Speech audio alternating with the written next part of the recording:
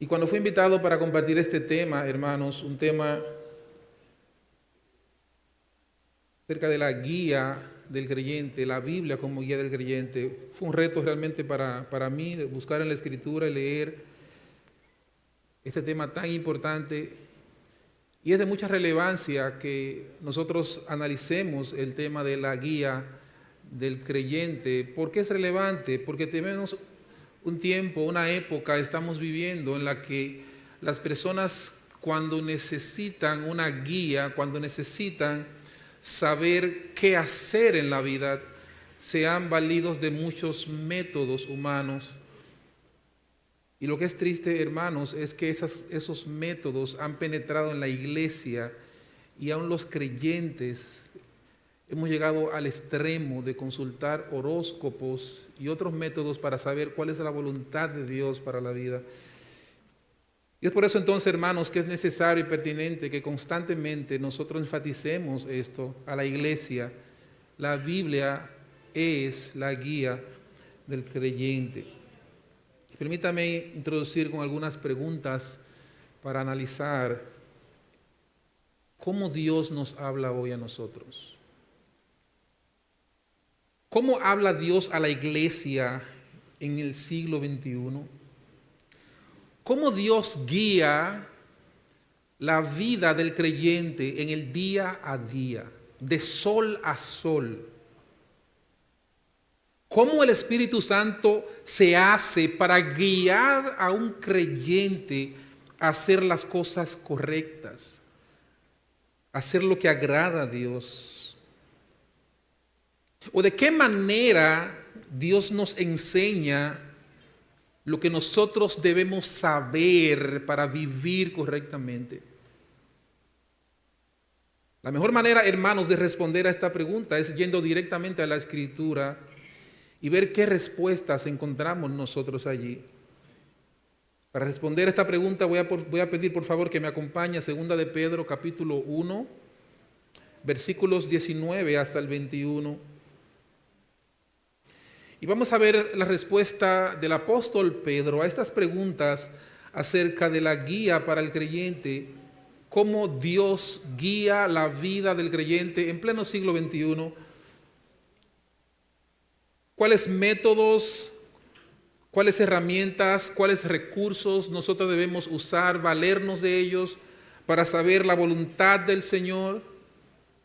Y lea conmigo ese texto, 2 de Pedro capítulo 1, versículo 19 al 21. Dice el texto sagrado: tenemos también la palabra profética más segura, a la cual hacéis bien en estar atentos como una antorcha que alumbra en lugar oscuro, hasta que el día esclarezca y el lucero de la mañana salga en vuestros corazones, entendiendo primero esto, que ninguna profecía de la Escritura es de interpretación privada, porque nunca la profecía fue traída por voluntad humana, sino que los santos hombres de Dios hablaron siendo inspirados por el Espíritu Santo. Oh soberano Señor que estás en los cielos, nosotros le agradecemos por su bendita gracia al darnos su palabra, Señor, y permitirnos leerla, cantarla, orarla y ahora predicarla, Señor.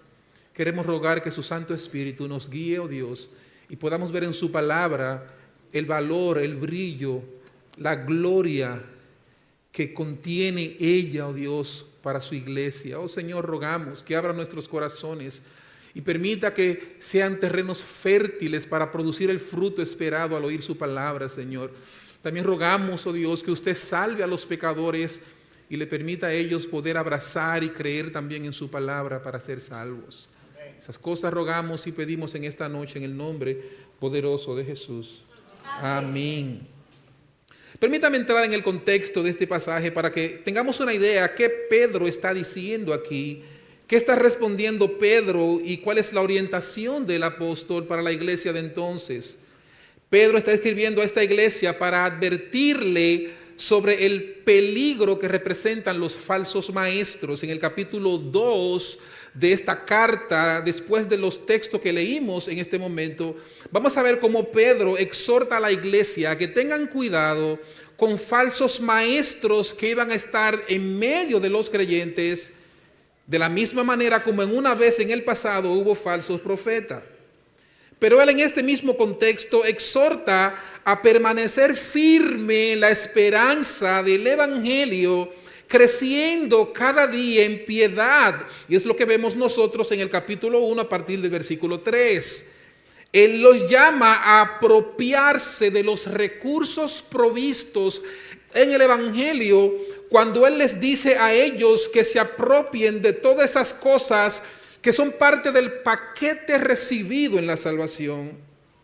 Luego Pedro les dice que esas enseñanzas y esas exhortaciones que él les presenta a ellos, con las cuales él insiste constantemente, no se basan en fábulas artificiosas, puesto que él es un testigo presencial de la gloria de Cristo en la transfiguración. Pedro está diciendo, yo no estoy inventando lo que estoy diciéndole a ustedes, yo fui testigo de ese momento glorioso cuando él se transfiguró delante de nosotros, donde nosotros oímos una voz que decía que era el Hijo amado de Dios a quien debíamos obedecer. Y eso está en los versículos 16 al 18, léalo conmigo. Dice Pedro, porque no os hemos dado a conocer el poder y la venida de nuestro Señor Jesucristo, siguiendo fábulas artificiosas, sino como habiendo visto con nuestros propios ojos su majestad. Dice Pedro, no estamos inventando. Nosotros vimos su majestad. Versículo 17. Pues cuando él recibió de Dios Padre honra y gloria, le fue enviada desde la magnífica gloria una voz que decía, este es mi Hijo amado, en el cual tengo complacencia. Dice Pedro, versículo 18, y nosotros oímos esta voz enviada del cielo cuando estábamos con él en el monte santo. Pedro está diciendo, yo estoy autorizado para hablarles a ustedes. Yo tengo una autoridad delegada por la cabeza de la iglesia para poder dirigirme a ustedes y para poder guiarles a hacer lo correcto delante de Dios. Pedro está diciendo, yo no estoy basándome en cuentos ni en fábula, sino que yo vengo de una experiencia transformadora con el mismo Señor en la transfiguración. Pero Pedro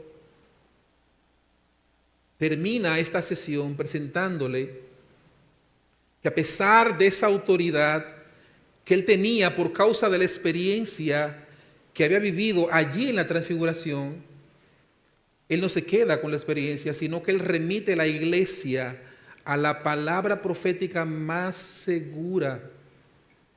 Y dice en los versículos 19 al 21, tenemos también la palabra profética más segura. Y es interesante, hermanos, que Pedro, que ciertísimamente vivió el momento glorioso de la transfiguración, Pedro no se queda con eso como una autoridad para que la iglesia siga las pisadas de su maestro, sino que Pedro dice, ustedes deben atender firmemente, atentamente a algo más allá de mi experiencia. ¿Qué cosa? Dice el texto, la palabra profética más segura. Vamos a ver, hermano, entonces 3 encabezados basados en ese texto. En primer lugar, la Biblia es una guía segura. En segundo lugar, la Biblia es una guía permanente. En tercer y último lugar, la Biblia es una guía inspirada. Esas 3 cosas vamos a ver y vamos a hacerlo breve.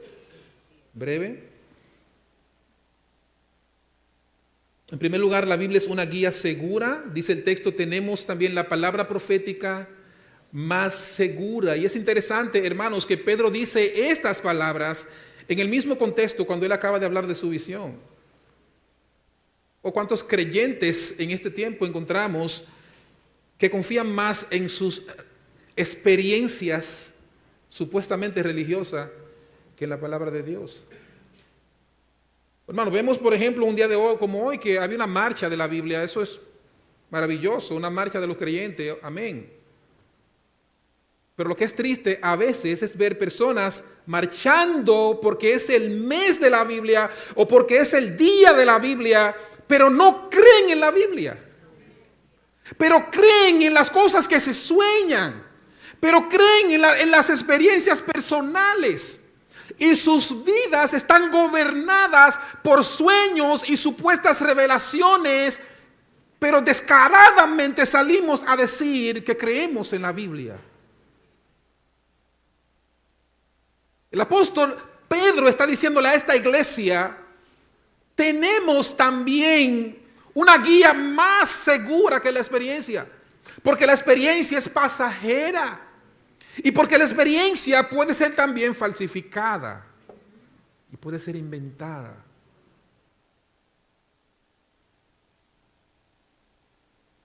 La palabra de Dios es más segura, dice Pedro, y es más segura que cualquier otra fuente de revelación. No hay ninguna fuente de revelación que pueda equipararse en seguridad con la Escritura. Ninguna otra fuente de revelación puede compararse. Es una ofensa, hermanos, comparar la Escritura con cualquier otra fuente de revelación. Es ofender el libro. Es más segura que cualquier experiencia de cualquier creyente, aunque sea apóstol. No importa que sea un apóstol, las Escrituras, dice Pedro aquí, y eso es lo maravilloso, que hay personas que dicen: no, pero eso mi pastor fue que lo dijo. No importa que tu pastor lo diga.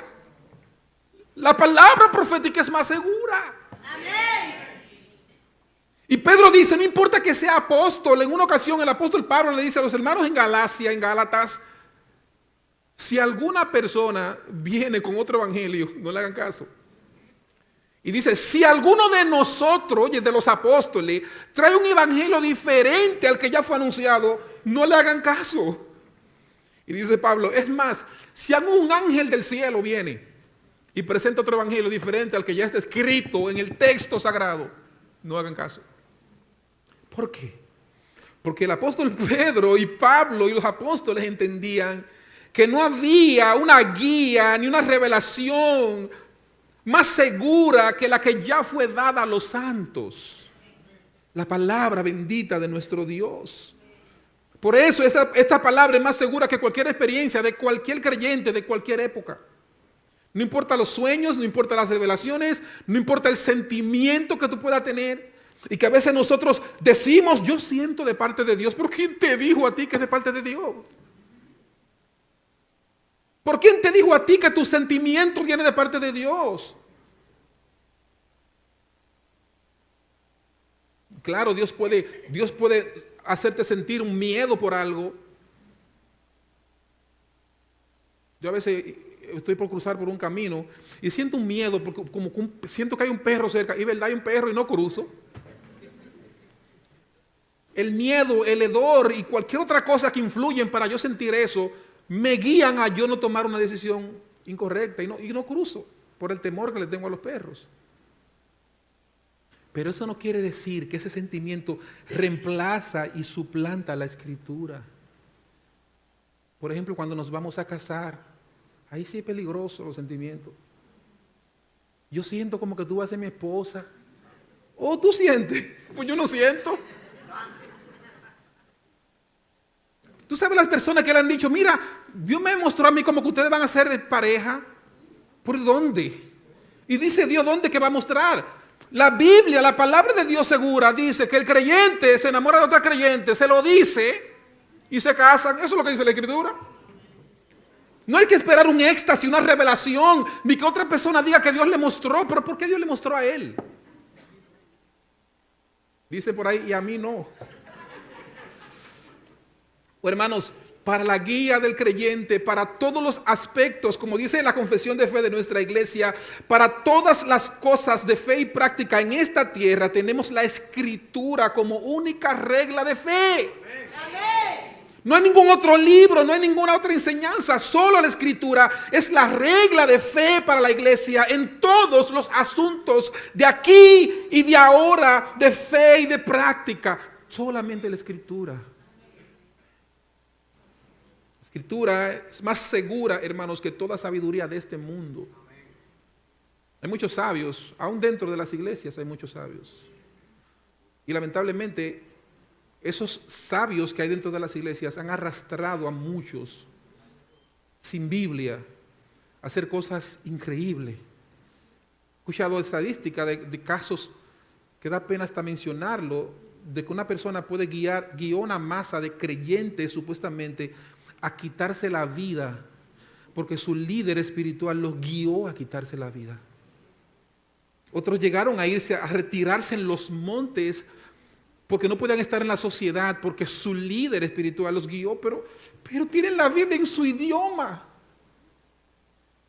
Pero está llena, hermanos, la iglesia está llena de personas, y por eso Pedro dice esto en el contexto del peligro de los falsos maestros que dice en el capítulo 2. Es que hay falsos maestros que van a venir a tratar de dañar la vida de la iglesia, y es por eso que Pedro dice, tenemos la palabra profética más segura, no la suelten. No la suelten. Y gracias, hermanos, a esa seguridad, Él exhorta en nuestro texto a estar atento a ella como se hace con una linterna en la oscuridad. Dice el texto, tenemos también la palabra profética más segura, la cual hacéis bien en estar atentos como una antorcha que alumbra en lugar oscuro.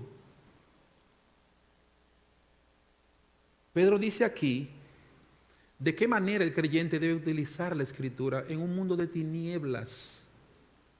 Si el mundo está oscuro y lleno de tinieblas, la Biblia es la antorcha para hacernos ver.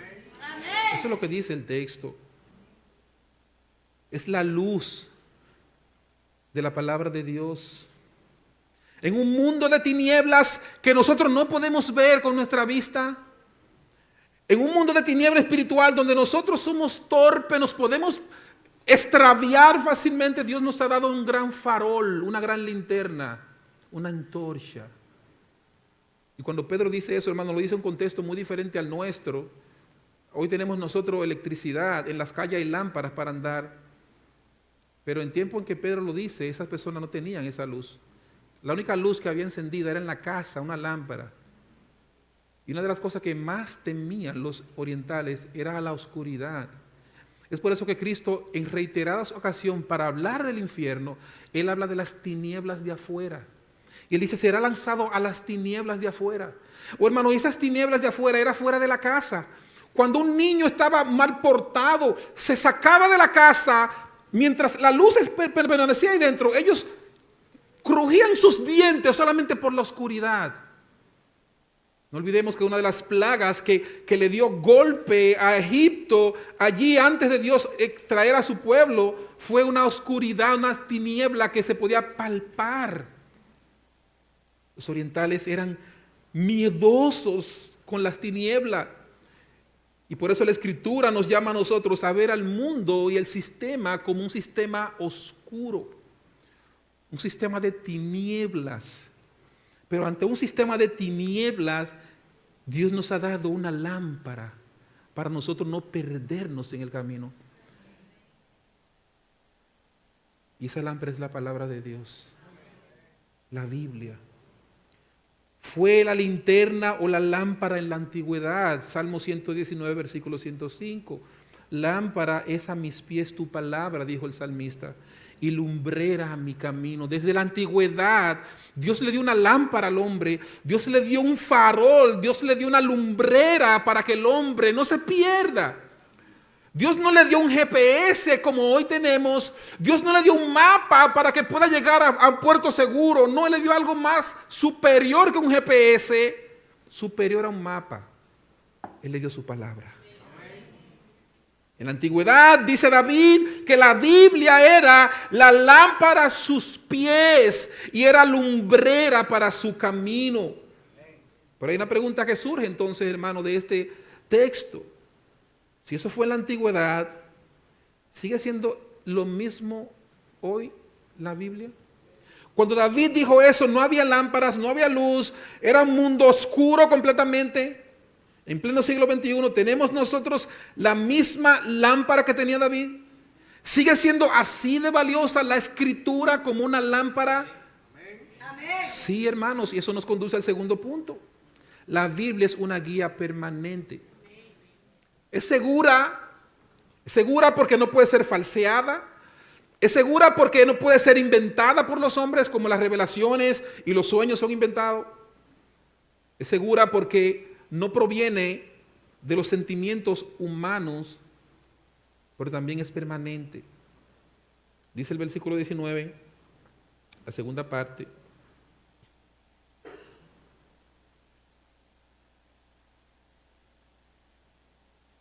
Tenemos también la palabra profética más segura, la cual hacéis bien estar atento como una antorcha que alumbra en un lugar oscuro, dice el texto, hasta que el día esclarezca y el lucero de la mañana salga en vuestros corazones. ¿Cuándo es esto, hermano? ¿A qué se refiere el escritor cuando dice hasta que el día esclarezca? ¿Hasta cuándo debo depender de la Escritura como la guía del creyente? Esa es la pregunta que nosotros debemos hacernos. ¿Hasta cuándo es la Biblia la guía para guiarme, valga la redundancia, como creyente? ¿Hasta qué punto yo tengo que usar solamente la Escritura para guiarme en la vida cristiana? Dice al apóstol aquí, hasta que el día esclarezca. ¿Y cuándo es esto de que el día esclarezca? Oh, hermanos, el lenguaje aquí del apóstol Pedro es un lenguaje que está refiriéndose a la segunda venida de Cristo. En el capítulo 3 de este mismo libro, allí entonces él presenta la venida inminente de Cristo, porque es algo que los falsos maestros también estaban negando, la venida de Cristo. Y él dice aquí, tienen una palabra profética segura y hacen bien en estar atentos a ella, únicamente a ella. ¿Hasta cuándo? Hasta que Cristo venga. Hermano, la Biblia es la guía del creyente y es una guía permanente. No tiene fecha de expiración. Una de las cosas que me emociona, a veces yo estoy en la tienda con la niña más pequeña mía y yo veo que ella dura más tiempo que yo viendo los productos y buscando la fecha de expiración. A mí se me olvida eso. Pero sí, los productos, por más buenos que sean, tienen fecha de expiración. Y si no expiran, no es bueno. Di que no, eso no se daña, es un peligro. Tiene conservante y hace daño. Los productos, no importa la marca, tienen fecha de expiración. Pero la guía que tenemos nosotros como creyentes, la guía más segura, es permanente, hermanos. Amén. No se vence. La Biblia no tiene fecha de expiración. Busque su Biblia a ver si hay alguna que dice expira en el año 2025, 2030. Eso no dice la Biblia, hermano. No lo dice. La Biblia nunca se vence. La Biblia no es anticuada.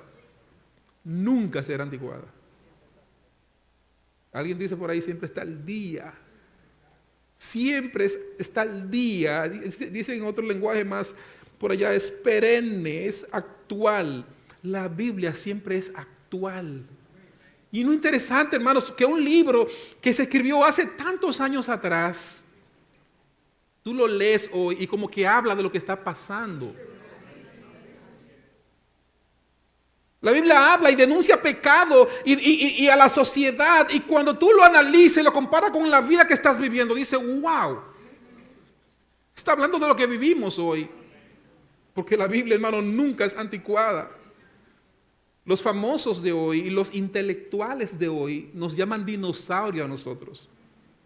Porque decimos que el hombre es cabeza del hogar. Y eso lo enseña la guía, hermano. La guía dice que el hombre es cabeza del hogar. Y los intelectuales de este mundo están buscando la solución al problema de la violencia intrafamiliar. Y dice, el problema de la violencia intrafamiliar es que el hombre cree que es cabeza y cree que él es el dueño de la mujer. Pero la guía dice hace mucho tiempo que cuando tú te casas, ya el cuerpo tuyo no es tuyo, sino de tu esposo. Y el cuerpo del esposo tampoco es suyo, varón de Dios, es de su esposa. Y eso lo dice la guía, la palabra de Dios. ¿Y sabe por qué hay más violencia intrafamiliar y tantos casos que dan pena?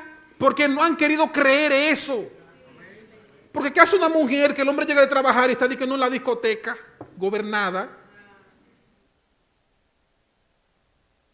Eso no pasa en la iglesia, eso pasa por allá en el mundo.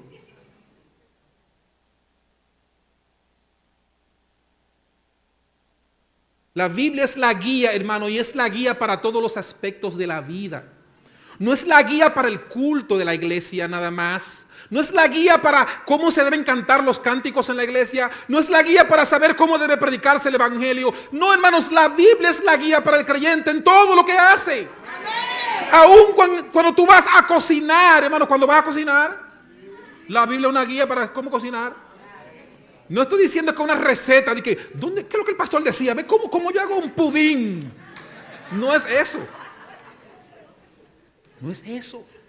Pero sí, hermano, cuando tú estás gobernado por la Escritura, aún cocinar lo hace para la gloria de Dios. Dice Pablo en capítulo 10 de Corintios, ya sea que comamos o bebamos, que son asuntos ordinarios que lo hace todo el mundo. Esos asuntos ordinarios de la vida, dice el apóstol Pablo, debemos hacerlo para la gloria de Dios. ¿Cuándo fue la última vez que tú tomaste un vaso de agua, algo tan ordinario y común, y dijiste, para la gloria de mi Dios? Eso dice la Escritura que debe ser, para gloria de Dios. Hermanos, mientras Cristo no haya venido, la Biblia es y será la guía del creyente. Porque esa guía que Dios nos ha dejado es una guía permanente. Hermano, no importa cuánto haya avanzado el mundo, no importa cuánto haya avanzado los tiempos, no importa que vivamos en el tiempo de la IA, de la inteligencia artificial. Dice, no, pero ya no hay que buscar. Tenemos la IA y hay creyentes que le piden consejo de que la IA. ChatGPT, ¿qué tú crees que debo hacer con tal situación? Creyentes. Y dicen, no, pues ya yo no tengo que buscar la Biblia. ChatGPT, ¿qué tú crees? ¿Qué la Biblia me enseñaría para...? No, hermano, lea su Biblia, que ChatGPT me está hablando usted. No importa, hermano, que estemos en el tiempo moderno de la inteligencia artificial, que son herramientas buenísimas para el trabajo y para muchas cosas, excelente.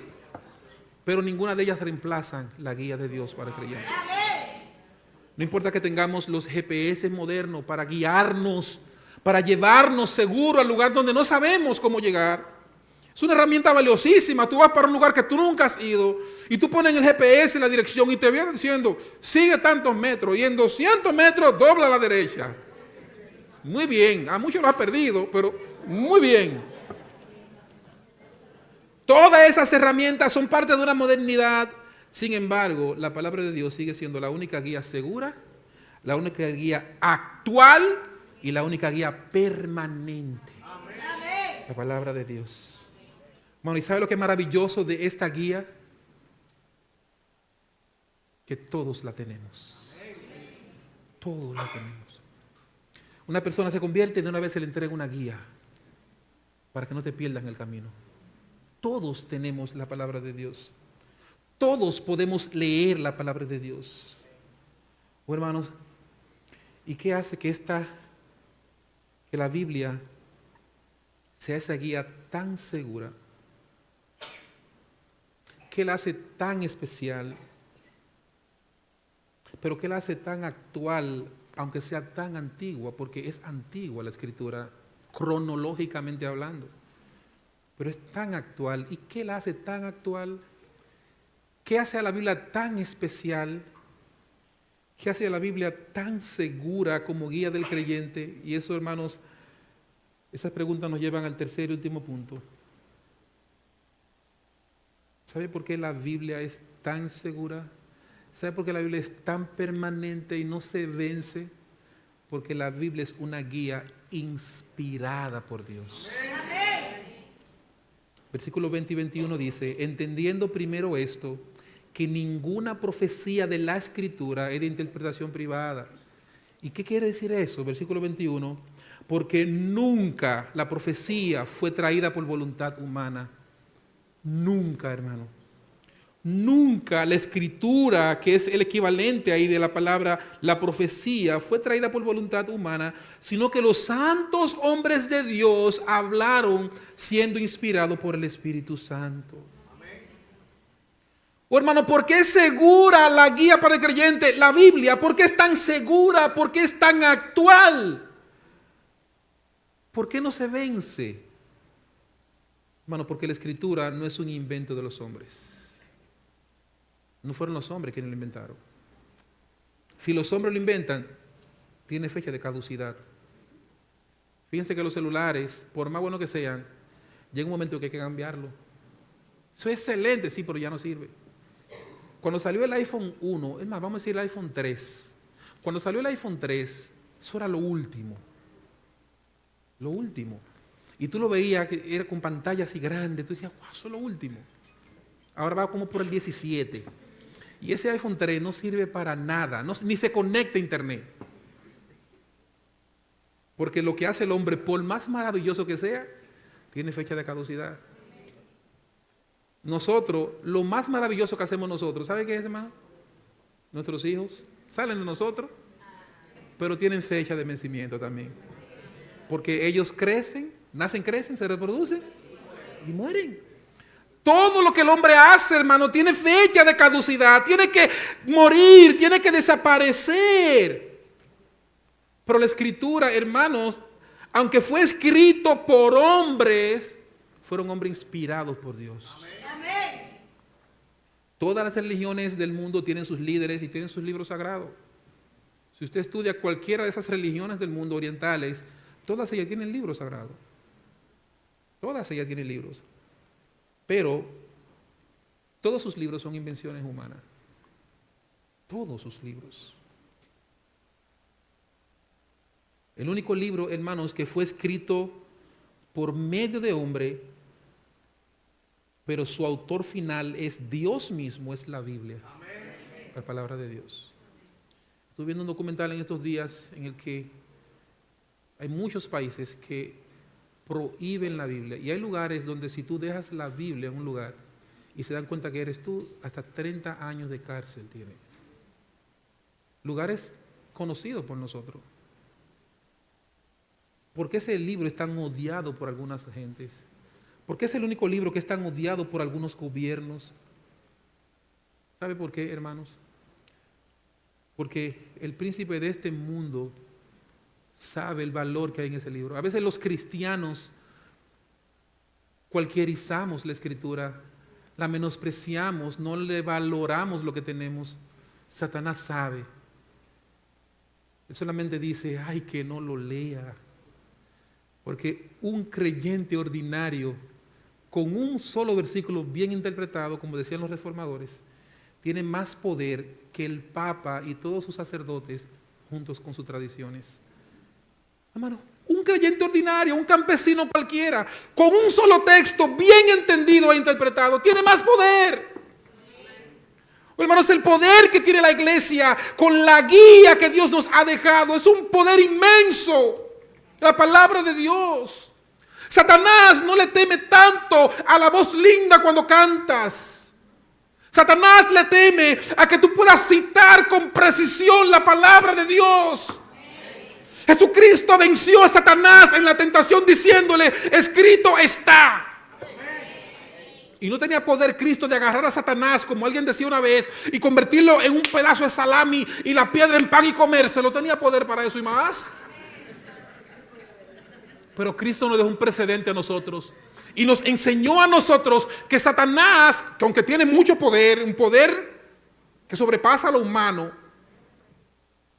pero cae de rodillas ante la Biblia. Cristo le decía solamente, escrito está. Y con el texto sagrado que él citaba fue suficiente para vencer al maligno y a sus huestes. Quiero terminar, hermano, en esta noche.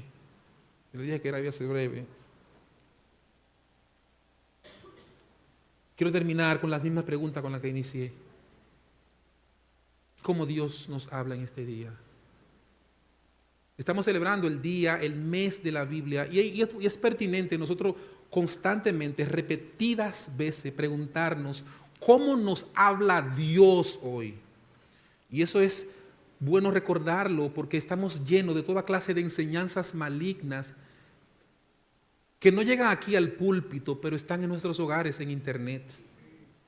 Oímos toda clase de basura y con todo el respeto que pueda merecerse, cualquier predicador que hable de su sueño y su revelación y no de la palabra de Dios, habla basura.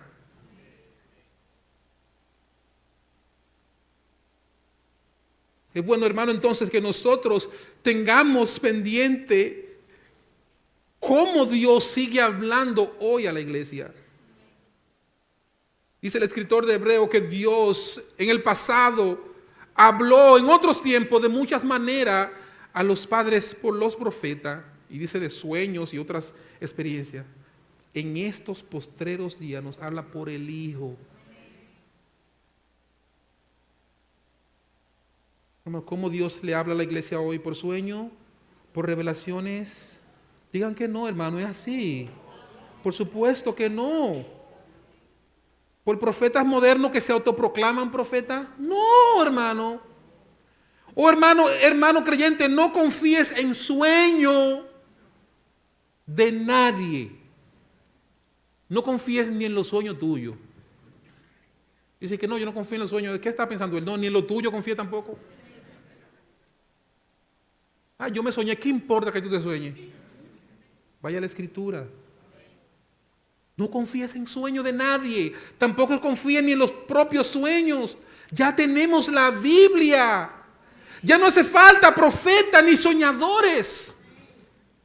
Oh, cuántas personas se autoproclaman profeta y ahí está un saludo de evangélico de que profeta de Dios. ¿Qué profeta ni profeta?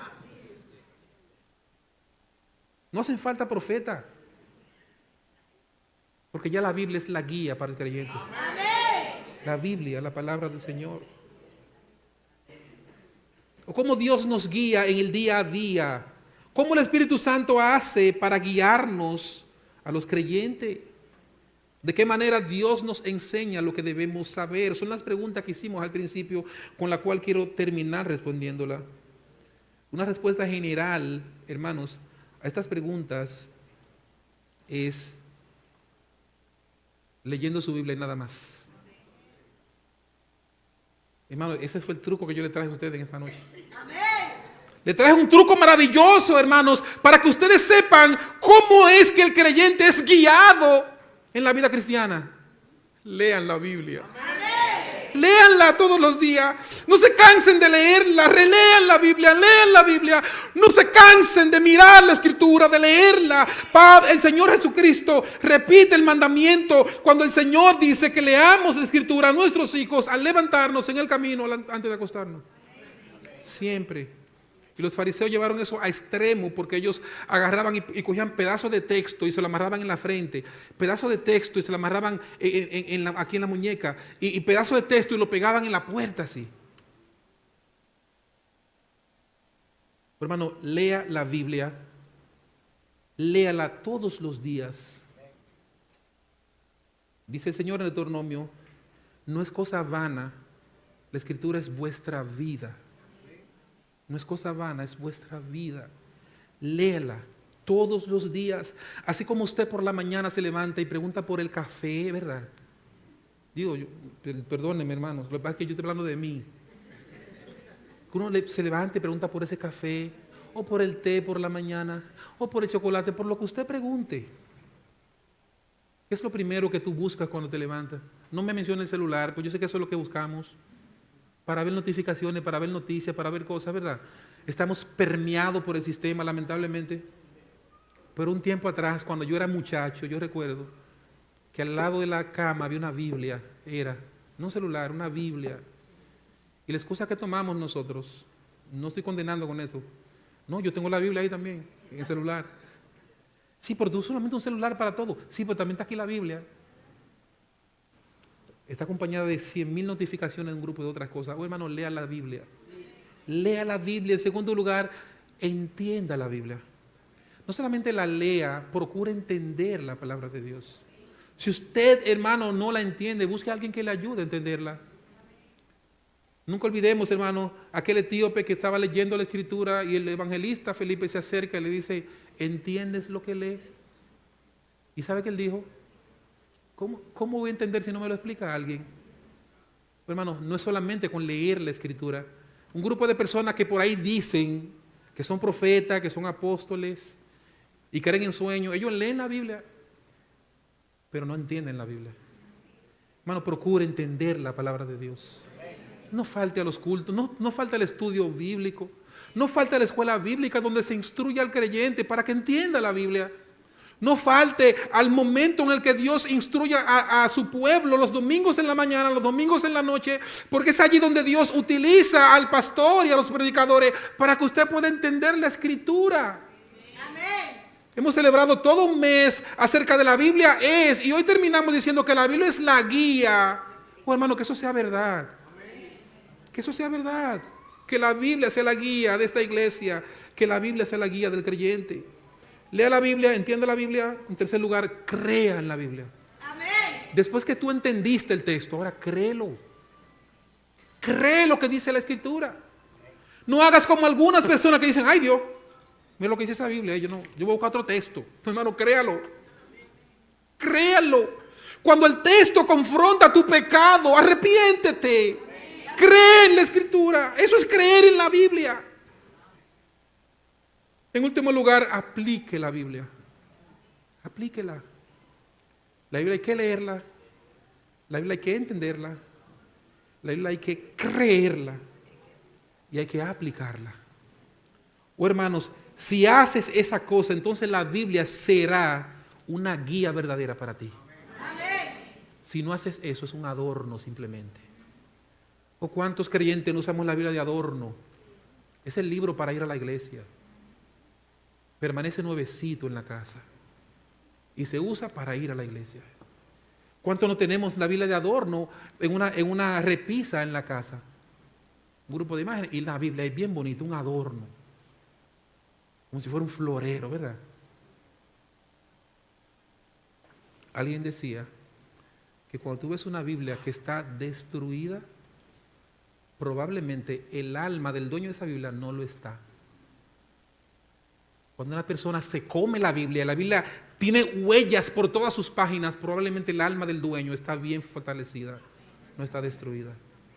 Oh, hermano, si la Biblia realmente es la guía de tu vida como creyente, debes leerla, debes entenderla, debes creerla y debes aplicarla. ¿Y tú, mi amigo creyente? ¿Qué haces tú con la Biblia? Tú también debes leer la Biblia. ¿Sabes leer? Lee la Biblia. ¿No sabes leer? Lástima que no sabes leer. Aprende a leer y lee las Escrituras. Escucha a otros leyendo la Escritura. Ponla en audio para que escuche lo que dice la Escritura si no sabes leer. Pero tú debes leer la Escritura. Pero así como el etíope, amigo, no solamente te conforme con leer, procura entender la Escritura. Tú dices, no, yo leo la Escritura, varón, todos los días, tengo un Nuevo Testamento en mi bolsillo y yo leo siempre la Biblia. Pero ¿entiendes lo que lees? ¿Tú entiendes, mi amigo, lo que estás leyendo? ¿Tú entiendes lo que dice el texto de la Escritura? Si no lo haces, si no lo entiende, entonces procura entenderlo. Procura entenderlo. Y cuando lo entiendas, entonces ella te va a guiar. ¿Sabe a dónde, amigo? A la cruz. Porque toda la Escritura guía a Cristo. Si tú entiendes la Biblia, mi amigo, si tú logras entender lo que estás leyendo cuando sueles leer, entonces ese entendimiento te va a guiar a la cruz. ¿Sabe por qué? Porque la Biblia como guía para el no creyente le declara que está perdido en sus delitos y pecados, que está muerto y que necesita la resurrección para vida eterna. La Biblia como guía del creyente dice que no hay justo ni aun uno. No hay quien haga lo bueno, no hay quien entienda, no hay ni siquiera uno, mi amigo. La Biblia como guía te dice que tú eres malo y estás condenado y que si tú no despiertas a tu realidad y vienes desesperadamente a Jesucristo, tú serás condenado por toda la eternidad. Cuando tú logras entender eso, entonces ven corriendo a Cristo. Ella te guía a Cristo, porque no hay otro nombre debajo del cielo dado a los hombres en que podamos ser salvos. Es Cristo, mi amigo. Cristo es la única fuente de vida eterna. Cristo es el único Salvador. Y esa verdad no está inventada por la iglesia. Esa verdad está contenida en la Biblia, que es la guía de nosotros. Amén. Dice la palabra de Dios. De tal manera amó Dios a este mundo que entregó a su único Hijo para que todo aquel que en Él cree no se pierda, mas tenga vida eterna. ¿Cree eso, mi amigo? Esa es la guía de Dios para ti. No leas la Biblia El Salmo 91, cuando tú crees que las brujas están, como dicen la gente, ¿verdad? No, porque yo tengo un niño recién nacido, ponle una Biblia abierta en la cabecera. No, no es así, no un amuleto la Biblia. La Biblia no es un resguardo que la gente usa como en la antigüedad. La Biblia es una guía que te guía a ti a conocer tu corazón perverso y pecador y a ver a Cristo como la única solución a tus pecados. ¿Creen eso, mi amigo? Y si tú crees, bien lo haces y eres salvo. Oremos. Soberano Señor, gracias. Gracias por su gran amor y su misericordia.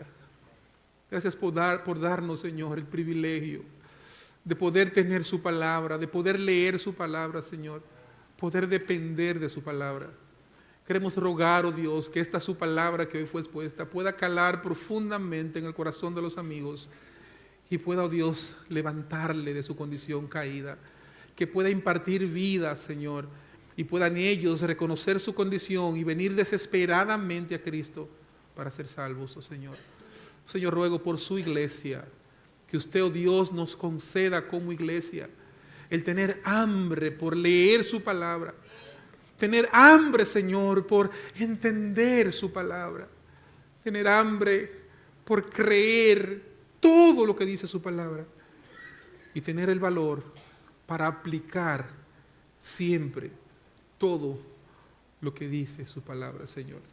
Ayúdenos, Dios, rogamos en el nombre de Jesús.